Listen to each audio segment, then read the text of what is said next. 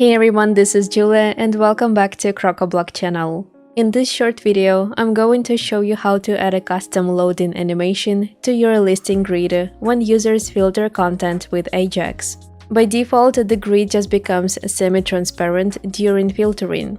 But with the custom loader icon and a bit of code, you can make the interaction much cleaner and more professional.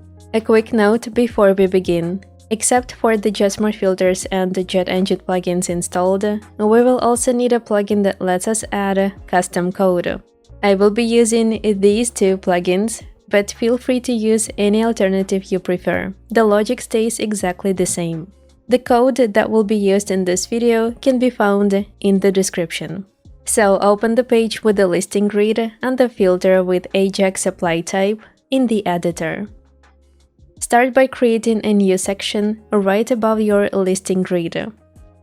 Inside that section, add the default Elementor icon and the heading widget.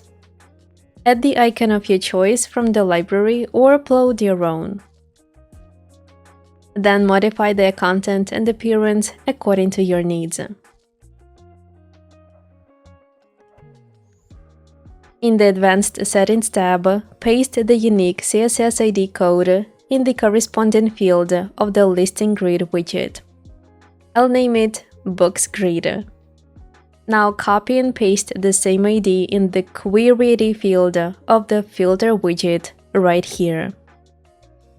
Next, open the container settings where the icon and heading are placed and enter a unique value in the CSS ID field. For this one, I will use Books Loader. After setting up the loader template, let's make it movable. To create the animation effect, navigate to the plugin of your choice where you can add the custom code. Insert the following CSS code. A quick reminder here, the code can be found in the description right under the video. Now, as for the code, the only thing we need to do is, instead of loading icon, type the CSS ID you have set before for the container with the icon and heading. We will need to add one more code to make the template hidden once the page is loaded. So let's add it the same way. Make sure to change the default loading icon into the CSS ID of the container. To make everything work correctly, we also need to add the final piece of code, this time in PHP, that controls when the loader appears. Now make sure to update these three things in the code. Replace this part with the slug of the page where your listing grid is located.